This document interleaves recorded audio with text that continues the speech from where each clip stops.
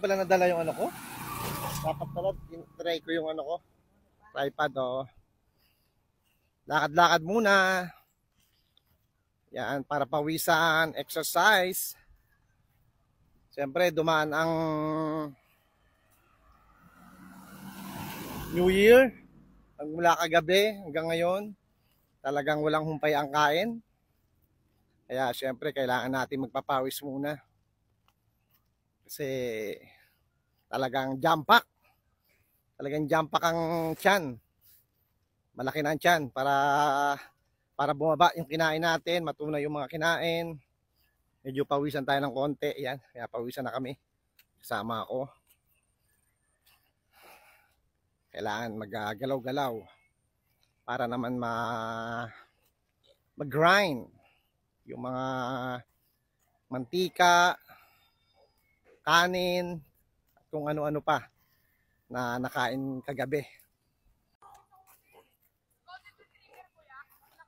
Ang ganda ng panahon. Di gano'ng mainit pero alam mo yung papawisan ka talaga. Ganda ng aso. Oh. Yan. Ganda ng lahi. No? Yan. Diba? Okay ka? Hey. Yan. Hello. Marami pa audience. Sikat na ako. Sige.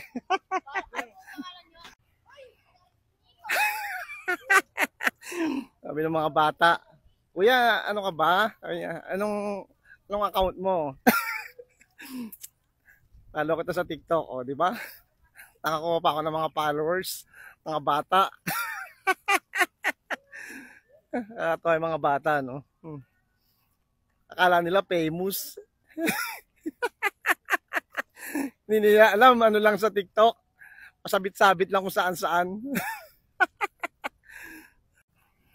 Napakaganda ng panahon, presko, mahangin. Although pinapawisan na kami, pero napakaganda ng panahon talaga. May kasamang hangin talaga. Yan. Ito lang kagandahan dito sa pinaglalakaran namin. Wala gaano sasakyan. Yan, kaya safe na safe. Yan. Sarap, ganda ng araw. Oh. Napakaganda ng araw. Malaking bagay talaga pag nakakapaglakad-lakad ka. Magaan ang katawan mo. Lalo pag pinapawisan ka. Magaan sa katawan. Masigla katawan mo. Kasi madalas, lalo pag marami kang nakain, mabigat sa katawan. Parang feeling mo, parang ano yung katawan mo. Ang hirap gumalaw. Diba? Kaya habang bata pa talagang galaw-galaw pag may time, diba?